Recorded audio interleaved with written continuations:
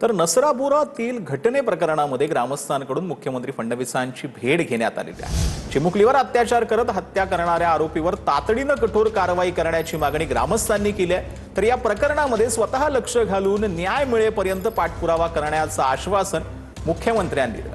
मुख्यमंत्र्यांनी ग्रामस्थांच्या भेटीवेळी खासदार सुप्रिया सुळे आणि भाजपचे नेते संग्राम थोपटे उपस्थित होते।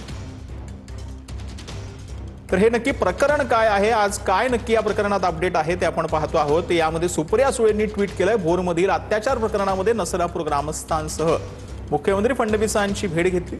पीडित कुटुंबाला न्याय मिळावा आणि नराधमाला तातडीने फाशीची शिक्षा व्हावी या मागणीसाठी भेट घेतल्याचं सुप्रिया सुळेंनी सांगितलं। या बैठकीमध्ये मुख्यमंत्र्यांनी नराधमास फाशी होईपर्यंत स्वतः जातीने लक्ष घालण्याचं आश्वासन दिल्याचं सुप्रिया सुळेंनी म्हटलेलं आहे। मग या सरकारच्या काळात आणलेल्या शक्ती कायद्याची अंमलबजावणी करण्यात यावी अशीही आम्ही मागणी यावेळेला मुख्यमंत्र्यांना केल्याचं सुप्रिया सुळेंनी म्हटलं। तर राज ठाकरेंवर गुन्हा दाखल करा अशी मागणी वकील असीम सरोद यांनी केलेली आहे। नसरापुरातील घटनेसंदर्भात राज ठाकरेंनी केलेल्या पोस्टवरती असीम सरोद यांच्याकडून आक्षेप घेण्यात आला। सामान्य लोकांना बेकायदेशीर वागण्यासाठी प्रवृत्त करणारी विधानं करू नयेत असं असीम सरोद यांनी म्हटलं। तर नसरापूर घटनेबाबत पोस्ट प्रकरणामध्ये राज ठाकरेंवर गुन्हा दाखल करा अशी मागणी असीम सरोद यांनी केली। प्रथम बातमी आहे पालघरमधून। पालघरमधील मुलीवर अत्याचार करणाऱ्या आरोपीचा फोटो समोर आला। भोंदू आरोपीकडून 13 वर्षीय मुलीवरती अत्याचार करण्यात आलेला होता। अघोरी पूजा करण्याच्या बहाण्याने मुलीवर अत्याचार केल्याचा धक्कादायक प्रकार जो आहे तो समोर आलेला आहे। तर पालघरमध्ये भोंदूनं अल्पवयीन मुलीवर अत्याचार केल्याचं प्रकरण समोर आलेलं होतं। रोहित पवार उद्या पालघरमध्ये जाऊन पीडितेची भेट घेणार आहेत। कासा उपजिल्हा रुग्णालयामध्ये जाऊन रोहित पवार पीडितेला भेटणार आहेत।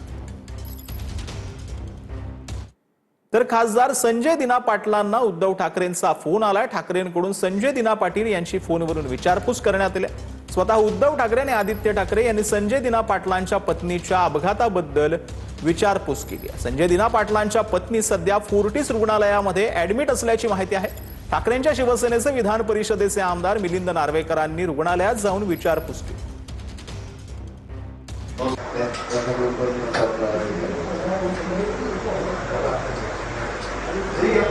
हो हो मी झाल्यावर लगेच की आपल्याला लगेच केलं होतं। हो सर, यस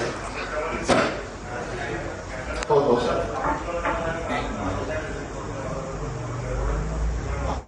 तर गणेश नाईकांचा नाव न घेता पुन्हा उपमुख्यमंत्री शिंदेंवर निशाणा। नवी मुंबई पालिका निवडणुकीमध्ये विरोधकांनी 4 पट ताकद लावली असं नाईकांनी म्हटलेलं आहे। मात्र विजय सत्याचा आमचा झाला, नाईकांनी शिंदेंवरती आता टीका केली आहे। नवी मुंबई सुरक्षित ठेवण्यासाठी जनतेनं माझ्यावर विश्वास दाखवल्याचं गणेश नाईकांनी म्हटलं। दरम्यान नवी मुंबई महापालिका निवडणुकीत भाजप विरुद्ध शिंदेंची शिवसेना अशी लढत झाली।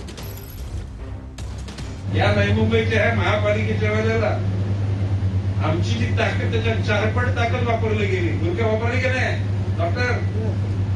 पण विजय कोणा झाला? सत्याचा झाला।